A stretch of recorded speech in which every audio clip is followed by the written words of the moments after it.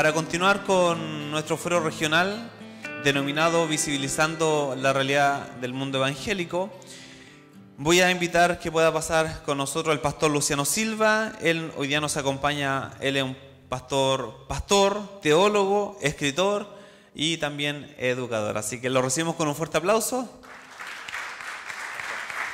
Gracias.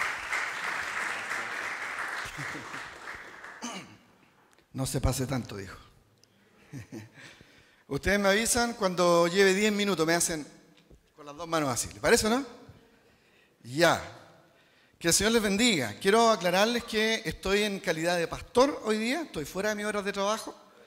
Entonces, estoy como pastor y como teólogo aquí. Puedo decir las cosas que mi conciencia cree, como dijo el pastor Juan Marco. Eso es. Magistral la ponencia de nuestro pastor Juan Marco Godoy. ¿Qué piensa usted, verdad? Algunas cosas, pero tremendamente importantes son, por ejemplo, el hecho de que hoy día el mundo religioso está siendo perseguido. Esa es una realidad. Al mundo secular no le gusta el pensamiento religioso. Sin embargo, el pensamiento religioso protestante debe ser diferenciado de otro tipo de religión. Porque el movimiento protestante ha sido el precursor de todas estas libertades y un coayudante en el proceso de la elaboración del concepto de democracia, de gobierno, de derechos humanos y de valores que tiene nuestro sistema de educación. Las leyes, de hecho, las leyes que nosotros tenemos, todas emanan de las ideas de la Biblia. De tal manera que primero, antes que todo, hay que tomar muy en cuenta lo que dice el pastor Juan Marcos Godoy. El protestantismo es un tipo de religión súper importante para la creación de la sociedad occidental moderna. Eso hay que diferenciarlo. Muy bien. Los temas de hoy día son libertad religiosa, libertad de conciencia, objeción de conciencia, igualdad religiosa, libertad de expresión. Yo quise ponerlos ahí por la siguiente razón. Si pasamos a la siguiente diapositiva. Hay unas palabras que se repiten ahí en los 5 temas. La palabra libertad, la palabra religión, ¿cierto? La palabra libertad está en 3 de los temas y la palabra religión está en 2 de los 5 temas. Y la conciencia tiene que ver con la libertad. Lo acaba de decir el pastor Juan Marcos. Y la expresión está íntimamente ligada a la religiosidad, porque uno no puede tener una conciencia religiosa y no expresarlo de manera física, con palabras. Entonces, lo que yo quiero intentar hacer en estos cortísimos minutos es explicarles a ustedes algo que es sumamente fundamental a la hora de discutir estos temas, que nos puede ayudar un poco la teoría, porque tengo la convicción, como profesor, de que nadie es bueno en la práctica si no es bueno en la teoría. Dicen de repente, no, es que la práctica. No, la verdad es que nadie es bueno en la práctica si no conoce la teoría. Debe haber siempre una integración entre práctica y teoría. ¿De acuerdo? Entonces, ¿por qué digo eso? Porque si uno va a discutir acerca de libertad, si uno va a discutir acerca de religión, uno tiene que entender el significado de estas palabras. Hace un rato nos entrevistaron ahí atrás en TVU y yo les decía lo siguiente, que para nosotros es súper importante este tema porque hoy día la discusión que se está dando tiene ruido porque no estamos hablando de lo mismo. Cuando gente habla de tolerancia, a mí me parece que estamos hablando de un concepto que me enseñaron mis padres en el colegio y que aparece en el diccionario. Pero la gente que está utilizando esta palabra lo está utilizando con un significado nuevo, con otro significado hoy día. Y hay todo un proceso de cambio cultural hoy día que lo que está haciendo básicamente es transformar el lenguaje. ¿Y eso es una cuestión intencionada? Por supuesto que sí. La teoría del lenguaje que elaboró Johannes Wittgenstein, que es uno de los tipos que tiene que estudiar una persona que va a la universidad, él dice claramente que hay una relación muy fuerte entre la palabra y la inteligencia. Siempre se lo enseño a mis alumnos. En otras palabras, él está diciendo que la persona que maneja el lenguaje tiene el poder de cambiar la realidad. ¿Por qué? Porque los seres humanos somos seres narrativos. Los seres humanos habitamos el lenguaje y construimos la realidad que nosotros vemos a través del lenguaje. Todo lo que usted ve se construye con la palabra. Y es por eso que nuestros antepasados, aunque podrán decir que eran ignorantes, los primeros evangélicos y todo eso, ellos tenían razón cuando ellos decían, hermano, la palabra tiene poder. ¿Se acuerdan de eso, no? Yo lo escuchaba de mis viejitos que iban a la iglesia pentecostal. Ellos tenían la razón cuando ellos decían, hermano, tenga cuidado con lo que usted dice, porque si al niño le dice que es burro, y el niño escucha que es burro, y crece escuchando que es burro, ¿qué pasa con él? Se convierte en burro eso. Pero si usted a un niño le dice, eres amado, eres querido, tú vas a ser una persona tremenda en las manos del Señor, tú vas a transformar la sociedad, ¿qué pasa con ese niño? Se empodera de ese pensamiento. ¿Por qué? Porque la palabra tiene poder. De tal manera que, como nosotros somos seres narrativos y habitamos el lenguaje, hay sectores de esta sociedad que no quieren al mundo evangélico, que han entendido, y ahí nosotros nos quedamos atrás, porque lamentablemente el mundo cristiano evangélico carece de pensadores, y ese es un problema, porque le han pegado mucho a los que piensan. Hoy día nos dimos cuenta que eso es una equivocación. El pensar también es un ministerio que debe ser cuidado dentro de las iglesias. Por eso la Biblia dice que también hay un don de maestro, que no es lo mismo que el predicador, que no es lo mismo, ¿cierto?, que el que profetiza, que el que hace milagros, todo eso, el que habla en lengua, interpreta lengua, en todas esas cosas nosotros creemos, pero también está el ministerio de maestro. Y hoy día es súper fundamental. El mundo que odia la religión entendió eso y se están apoderando del lenguaje, y lo que están haciendo es cambiarnos el lenguaje. Entonces nosotros a veces no sabemos de qué estamos discutiendo. Porque uno dice, pero yo entendía que, por ejemplo, abortar es matar. Pero ellos hablan de interrupción del embarazo. Eso es a propósito de una construcción ideológica para hacer ver bonito algo que es horriblemente feo, que es asesinar a un ser humano. De hecho, también no se puede interrumpir el embarazo, porque cuando algo se interrumpe se puede reanudar. Yo puedo interrumpir la luz, la apago aquí, después la reanudo. Entonces la interrumpí, la reanudé. Pero la interrupción del embarazo no existe, porque usted no puede reanudar la vida de la persona que mató. Entonces, y uno dice, pero ¿y es verdad eso? Sí, por ejemplo, hoy día los manuales de educación, y lo ha explicado la pastora Francesca muchas veces hasta el cansancio, de cómo los manuales de educación hoy día están influidos con esta idea sexual, de sexualización nueva, de transformación del lenguaje. Entonces colocan ahí, en vez de masturbarse, colocan quererse a sí mismo. Es una transformación del lenguaje. Quererse a sí mismo sería.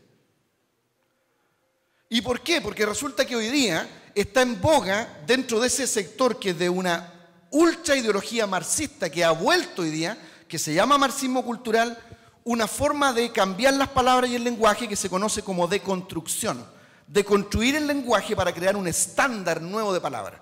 O sea, ¿qué es lo que les estoy diciendo? Hoy día están intentando cambiar el significado de las palabras del diccionario. Eso es. Entonces, si nosotros vamos a hablar de, y aquí termino con esa parte, si vamos a hablar de libertad religiosa, de libertad y religión, tenemos que entender qué significa libertad. Y tenemos que entender qué significa religión, qué es lo que es la religión. Porque si no, no tiene sentido. Yo puedo hablarle de los incisos que hay en tal ley, qué sé yo, pero a lo mejor las otras personas no entienden lo mismo de esas palabras. ¿Me expliqué? Ya. Súper bien. Pero bueno, ya antes de meterme bien en eso, la diputada Francesca dijo algo re interesante. Ella dijo, bueno, están metiendo esta cuestión de la ley Mordaza y todas estas ideas son súper subjetivas. Eso es clave. Porque el subjetivismo es la filosofía que está imperando hoy día en términos filosóficos. Desde hace más o menos unos 120 años se comenzó a anquilosar la idea del relativismo moral o el subjetivismo. En 1920 hubieron escuelas críticas de carácter marxista o postmarxista que sentaron como un paradigma la idea del relativismo. Hoy día se enseña la subjetividad y el relativismo. Entonces está complicada la lucha porque también la llevaron al lenguaje. El lenguaje es relativo, van a decir ellos. Entonces nosotros tenemos que estar súper claros de cuando discutimos con palabras, de que sabemos cuál es el significado de esas palabras. ¿De acuerdo? Muy bien. Mi ponencia es un poquito más teórica, yo ya les dije, porque Los expositores, ellos están hablando de las cuestiones específicas. Yo les voy a ayudar a ustedes a entender lo que está detrás de eso. Perfecto. Entonces, vamos adelante. Podré no estar de acuerdo con lo que dices, pero defenderé hasta la muerte tu derecho de manifestarlo. ¿Lo escucharon alguna vez o no? Bueno, eso lo dijo ¿quién? Mi abuelo lo decía, po. Mi papá lo decía. Se lo escuché a mi papá. Y lo escuchaba a muchas personas. Pero en realidad no lo inventó mi abuelo, ni el suyo, sino que lo inventó Voltaire. Y el pensamiento de Voltaire es la base de la definición de libertad que tenemos hasta el día de hoy. Entonces eso es importante. Cuando uno discute sobre la libertad, ellos van a decirle a usted, pero es que esa es la idea de libertad que tiene la iglesia evangélica, es lo que creen los canutos, es lo que creen los evangélicos. Un momento. Voltaire, que es la base de la definición de libertad que se consagra en nuestras constituciones, en nuestros acuerdos de derechos humanos, parten del pensamiento de Voltaire. Eso es muy importante. Y Voltaire no era evangélico. Entonces va a tener peso para ellos porque no es un evangélico el que lo está diciendo, sino más bien un pensador, un filósofo que, si bien era medio teísta, dijo creer en Dios en alguna oportunidad, básicamente se conoce porque era masón. Entonces es autoridad para ellos, porque no viene de nosotros. ¿Me entienden lo que estoy diciendo? Pues bien, este francés, escritor, historiador, filósofo y abogado, que es el más notable del siglo XVIII o de la Ilustración, de la época donde ya la gente no quiere escuchar a la Iglesia Católica Romana porque la Iglesia Católica Romana la embarró. Gobernó mal, se apoderó de la religión, transformó la religión a su favor y Europa odió la religión. De ahí viene el odio a la religión. De lo mal que lo hizo la Iglesia Católica en algún momento. No toda la Iglesia Católica, pero su jerarquía.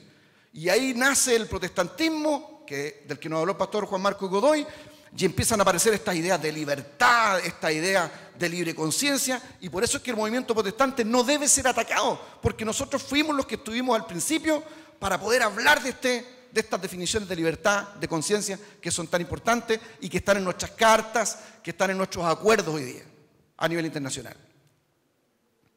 Muy bien. Sus ideas constituyen una tendencia de pensamiento conocido como el liberalismo, o sea, detrás del pensamiento de Voltaire está el famoso liberalismo, que defiende el libre comercio, la libre conciencia, la defensa de la libertad de pensar, las libertades civiles, la libertad de expresión y la libertad de asociación. O sea, la base de la definición de la palabra libertad está en el pensamiento de Voltaire. Ahora, ¿por qué es tan importante esto? Porque su pensamiento es la base de la idea de la libertad moderna. Libertad para opinar. Entonces ahí nosotros podemos tener aquí la idea de libertad. ¿De qué se trata la libertad? Bueno, se trata de poder opinar lo que yo quiero en dos aspectos. En lo religioso. Y en este sentido, la palabra libertad está muy cercana a las ideas protestantes, como se nos explicó. ¿Por qué? Porque en ese tiempo solamente tenían derecho de hablar aquellos que eran católicos y que eran autoridad dentro de la Iglesia Católica. Entonces el concepto de libertad hasta el día de hoy incluye la idea de opinar lo que yo quiera en lo religioso. Es una cuestión básica de la libertad. La libertad está profundamente ligada a la religión. No la pueden separar, porque parte de ahí el asunto. Y opinar también lo político, o sea que yo tengo derecho a decir lo que yo pienso en términos políticos. Y en ese tiempo era muy complicado para Voltaire y todos sus pensadores porque no existía la república, sino que existía la monarquía. Existía el absolutismo monárquico. Todo para el pueblo, pero sin el pueblo. Y el rey es el rey sol, el rey Dios. El rey llegó ahí porque Dios lo puso ahí, entonces no se le puede decir nada. No existe la separación de los poderes. Ejecutivo, legislativo y judicial, no existe eso todavía. El rey tiene todo el poder. Entonces, con esta idea de libertad, Voltaire dice, no puede haber alguien que tenga en su poder la religión. Todos podemos opinar lo que queramos de la religión, dice él. Primero. Y segundo, en política podemos decir nosotros lo que pensemos, porque una persona no puede tener todo el poder político. De ahí nace el concepto de religión, de libertad. En tercer lugar, en el concepto de Voltaire, dice que esta libertad también tiene que estar regulada por la razón, por la lógica y por la ciencia. O sea, tampoco se trata de una libertad, es que yo quiero hacer lo que yo quiero nomás, po. Que a mí se me ocurrió, yo tengo, 50 años y me gustó una lolita de 12 años, entonces yo, como soy libre, puedo meterme con esa lolita. No, la libertad tiene límites. Y ese límite, según Voltaire, que es la base de todas nuestras cartas, debe ser la razón, la lógica y la ciencia. Porque es el del mundo ilustrado, del mundo del pensamiento. Y puse 3, ahí debe haber sido 2 ya. Y 3, el libre comercio. O sea, el hecho de que una persona pueda comerciar libremente y tener propiedad privada, que es una cuestión súper importante. ¿Por qué? En la libertad debe defenderse la propiedad privada. Este pastor se puso derechista. Ya estoy en la mitad ya casi. ¿Por qué debe defenderse la libertad privada? La propiedad privada. Porque yo honestamente, aunque me colocaran montones de leyes, de todas maneras soy libre aquí en mi cabeza, ¿o no? Porque yo voy a pensar igual lo que yo quiera. Realmente somos libres, pero somos libres en el pensamiento. Nadie sabe lo que nosotros pensamos salvo el Señor. ¿Sí o no? El tema es que mi pensamiento es libre cuando yo tengo una base material para manifestar esa libertad. Si no existe una base material, que se conoce como propiedad privada, yo no puedo manifestar mi libertad. Entonces no existe la libertad sin la propiedad privada. Yo tengo un seminario teológico y cuando yo arriendo un lugar, según las leyes, esa propiedad privada es mía, no puede venir ni siquiera el presidente de la República a decirme, usted no puede hablar lo que está hablando, porque es mi propiedad y yo, aunque sea el presidente, con todo cariño le voy a decir, Su Excelencia, con todo respeto, ahí está la puerta, estoy en mi casa. Y en mi casa yo digo lo que yo pienso. Por eso debe ser defendida la propiedad privada, un tema interesante, la propiedad privada de las iglesias. Nadie se nos puede meter dentro de la iglesia. Y estas leyes están avanzando hacia allá, hacia terminar con la propiedad privada, que es la base material para la manifestación de la libertad. Este es el aspecto, digamos, filosófico de este tema. Adelante, vamos adelante. Ok, el campo de estudio de la libertad entonces es un campo de la filosofía y es un campo de la teología, porque la libertad tiene que ver con cuestiones éticas, tiene que ver con cuestiones morales. Y es del campo de la economía, como yo acabo de decir. Porque el concepto de libertad me va a dar la libertad de tener propiedad privada o que el Estado sea dueño de todas las cosas. Entonces tiene que ver también con lo económico y tiene que ver con lo jurídico, porque la libertad tiene que cuidarse como un derecho y tiene que regularse, porque ningún derecho puede ser de naturaleza absoluta, decía Voltaire. Ningún derecho es de naturaleza absoluta. Entonces, yo tengo derecho a la educación, toda la educación, denmela toda gratis. No, es que todos esos derechos tienen que medirse. Porque luego se producen contradicciones. Por ejemplo, una persona dice, yo quiero libertad gratuita para educarme, quiero educación gratis, que no me cobren un peso. Pero resulta que solamente 1/3 de la gente que ha estudiado medicina y gratis está atendiendo por FONASA. Entonces quiero todo gratis yo, pero después yo cobro. Yo no quiero que me cobren porque el lucro, el que me cobren en la educación, pero yo luego hago lucro con lo que estudié. Entonces todas esas cuestiones tienen que regularse, porque ningún derecho puede ser de naturaleza absoluta. Y hay consecuencias negativas del uso del ejercicio ilimitado de la libertad. Un ejemplo. Esto lo digo, me hago cargo de lo que voy a decir. No estoy como funcionario de gobierno, estoy como Luciano Silva aquí. Lo quiero dejar muy claro. El tema del matrimonio homosexual. ¿Cuál es la base que en jurisprudencia se utiliza para poder casar un hombre y una mujer? Ahí estamos hablando de libertades. Esa libertad de casarse, de asociarse, un hombre y una mujer está basada en la naturaleza humana. O sea, no es que los casamos porque los casamos nomás, sino que casamos un hombre y una mujer porque ellos dos, cuando se juntan, la naturaleza enseña que producen familia. Calzan, para que usted entienda. Calzan y la especie va hacia adelante. Entonces, esa legislación, esa libertad, tiene una base natural.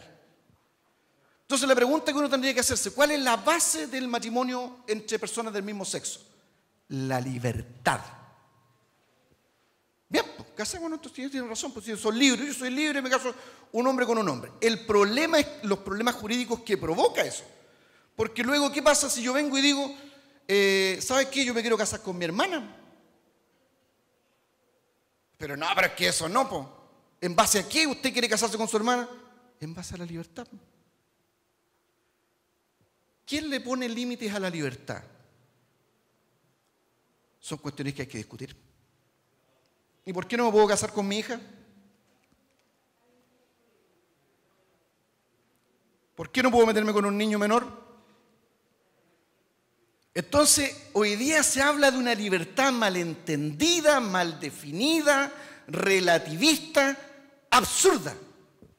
Entonces, nosotros como cristianos, como gente que tiene una idea de defender las libertades que son correctas, tenemos que entender la definición de la palabra libertad y hasta dónde llega la libertad, hasta dónde debe llegar. Ok.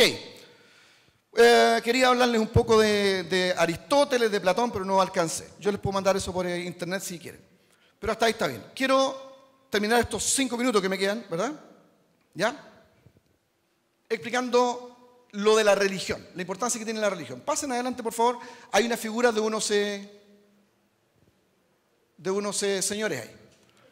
Estos personajes que están aquí son una figura que yo utilizo para poder enseñar qué es la religión. Siempre la utilizo en todos lados. Porque podemos discutir un montón de filosofías sobre qué es la religión y la importancia que tiene la religión, pero vamos a utilizar a los sociólogos del mundo secular mejor. Para que no digan, no, es que lo que usted lo está definiendo desde la fe, desde lo evangélico. No, ocupemos a los fundadores de la sociología. El primero que está ahí se llama Max Weber. Ese sociólogo alemán escribió un libro que se llama El protestantismo y el espíritu del capitalismo. Este hizo investigaciones sobre la religión y se dio cuenta que la religión protestante, a diferencia de la religión católica, es una religión que hace que la gente trabaje, que ame el trabajo y cuando trabaja piensa que dignifica a Dios. Entonces los países protestantes tienden al desarrollo del capitalismo y les va mejor que los países católicos. Fundador de la sociología. Entonces él dice, a la religión no me la toquen, porque la religión es lo mejor que le ha pasado al ser humano. Fundador de la sociología. El del medio, ya saben quién es, vamos a dejarlo por último. ¿Cierto? El Karl Marx. El de acá se llama Emil Durkheim. Ese también es fundador de la sociología, padre de la sociología. Y no es evangélico, ni va a la iglesia, ni va a la oración de 12, ninguna de esas cosas. Y Emil Durkheim dice que las relaciones sociales que provoca la religión son las relaciones más estables y más seguras que ha tenido la humanidad. O sea, no hay ninguna cosa, ni la política, ni la ciencia, nada provoca las relaciones que provoca la religión. De tal manera que si hay un cataclismo, se vuelve el mundo encima y todos empiezan a saquear, no hay policía, no hay leyes, lo primero y lo único que puede reconstituir la sociedad es la religión. Entonces, cuando aparecen estas ideas de que hay que sacar la religión de la sociedad, no puede ser la cabeza de pescada más grande. Es ser extremadamente ignorante. Es para cabros de segundo y tercero de historia de la universidad, nada más. Que salen a las protestas y los tienen enredados en la cabeza. Porque la religión es lo más importante de la sociedad. Voy terminando con esto. Avance una. Ese caballero que está ahí es otro padre fundador de la sociología, se llama James Fraser. Escribió un libro que se llama La Rama Dorada. Un libro extraordinario, lo leí en un verano entero, maravilloso. Tampoco evangélico, no se confiesa, nada de eso, secular. Padre de la sociología. Y el tipo dice que la humanidad llegó hasta aquí, hasta donde estamos nosotros, con edificios, leyes, organización, todo lo que nosotros tenemos. La ciencia llegó gracias a 3 cosas. Hablando desde las cavernas, cuando andábamos tirándonos las mechas nosotros. La magia fue la primera manera en que el hombre entendió el mundo. Pasó un tiempo y apareció la religión. La religión hizo que el hombre avanzara y surgiera las grandes civilizaciones. Y de la religión el siglo XVIII, hace 2 siglos, hace 200 años apenas, apareció la ciencia, gracias a la religión cristiana. ¿Y qué quiere decir eso? Que la humanidad ha acompañado, la religión ha acompañado a la humanidad. Y hace apenas 200 años somos científicos y no somos científicos. La gente todavía es religiosa. Y por eso él sentencia lo siguiente, dice él. Él dice, hablar del hombre es hablar de religión. Y no es ninguna novedad porque el teólogo más importante de la historia, San Agustín de Hipona, el siglo V dijo, el hombre es incurablemente religioso. De tal manera que, sentencio aquí, no puede usted pensar en la sociedad sin religión. Eso es caos. Es el deterioro completo de la sociedad. El caos completo. Ya. Vuelvan atrás y cierro con mi amigo Karl Marx. El único sociólogo que está en contra de la religión se llama Karl Marx. Dice que la religión es mala y es el opio de los pueblos. El único de todos los fundadores de la sociología. Entonces, para terminar mi parte, usted hace la siguiente pregunta. ¿Qué está pasando hoy día en la sociedad chilena? Que se persigue con un laicismo malentendido a los cristianos, se persigue la religión, y los sociólogos, que son los cientistas que están detrás de todos estos cambios, hablan de esto. Bueno, yo he descubierto, como doctor en cultura, lo que yo creo es que la sociedad volvió a un tipo de sociología marxista. Se llama marxismo cultural y es peligroso. Dimos una vuelta de siglo donde se ha radicalizado este pensamiento. ¿Por qué? Porque la ultraizquierda perdió su sujeto político, que era el obrero no va a la revolución y tiene que buscar otros sujetos políticos. El mundo trans, los movimientos indigenistas, el movimiento ecologista y un montón de otros sujetos. Entonces así se entiende. Si usted entiende que es libertad en términos teóricos y entiende que es religión en términos teóricos, todos los otros elementos que le expliquen los expositores, usted los va a poder poner en un contexto para las discusiones que sean sensatas y sean inteligentes. Que Dios les bendiga y gracias por la oportunidad. Miren, hay una pregunta que dice, ¿qué problemas puede tener el mundo evangélico el día de mañana? General y buena pregunta. Si existen otras religiones, estos exigen su derecho. ¿Cuál debería ser la actitud de nosotros como cristianos que valoramos la libertad de culto? ¿Qué se hace en cuanto al pensamiento marxista en nuestra nación? Bueno, voy a partir por estos dos primeros, voy a dejar lo de las otras religiones. ¿Qué problemas puede tener el mundo evangélico el día de mañana? Bueno, el mundo evangélico está tremendamente expuesto porque Chile es un país que sigue al pie de la letra las ideas de Europa. ¿Ya? En lo bueno y en lo malo. A nosotros se nos mete en la cabeza como que Europa, como va más adelante que nosotros, lo ha hecho todo bien. Y hay un montón de cosas que ha implementado Europa en que ellos están de vuelta ya. Europa, partiendo por Francia, es postcristiana. Por las malas experiencias que tuvo con la Iglesia Católica Romana, entonces ahí echaron al saco a todas las religiones y ellos son postcristianos. O sea, no quieren nada con el cristianismo. Y esa visión la transmiten a países como Chile que siguen esta idea. Entonces, podemos terminar nosotros con una persecución muy fuerte a la idea religiosa. A este respecto quiero ayudarle a ustedes lo siguiente.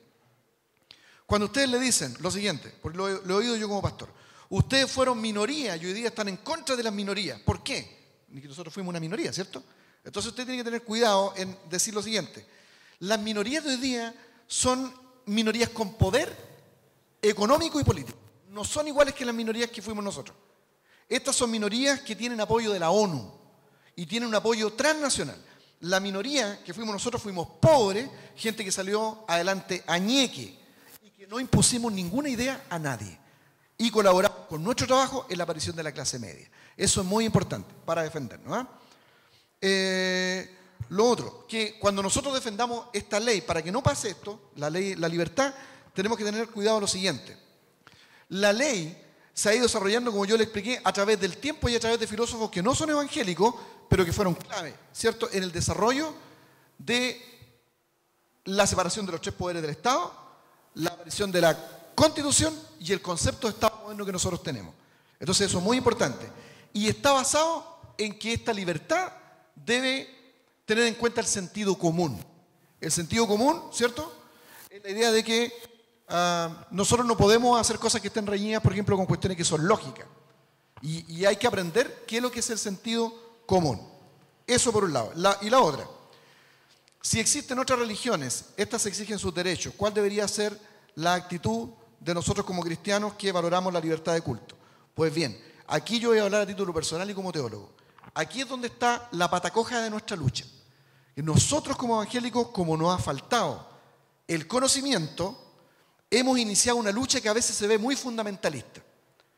Y las personas que nos han representado durante un tiempo o que dicen que nos representan, no me refiero a los parlamentarios cristianos que sacamos nosotros mismos, me refiero a otras personas, nos han hecho ver mal frente a la sociedad. Nosotros, hermanos queridos, no tenemos ningún derecho a obligar a nadie a nada. Y lo dijo el pastor Juan Marco Godoy. Nosotros lo que podemos hacer es exigir nuestros derechos, dar nuestra opinión, pero nosotros no podemos obligar a nadie a nada. Y tenemos que ser respetuosos, que si vamos a tener libertad nosotros, como evangélicos, las otras religiones también tienen que tener sus propias libertades para expresar sus puntos de vista. Entonces aquí nosotros tenemos que equilibrar y hacer ver al gobierno que nosotros no es que queremos gobernar el país, no es que queremos abolir todas las otras religiones, no, nosotros simplemente nos mantenemos en la tradición protestante y en la tradición filosófica normal de lo que debe ser la libertad. No esta libertad subjetiva, peligrosa, que está basada en ideologías de minorías, que son peligrosas, poderosas y están apoyadas de manera transnacional. Eso.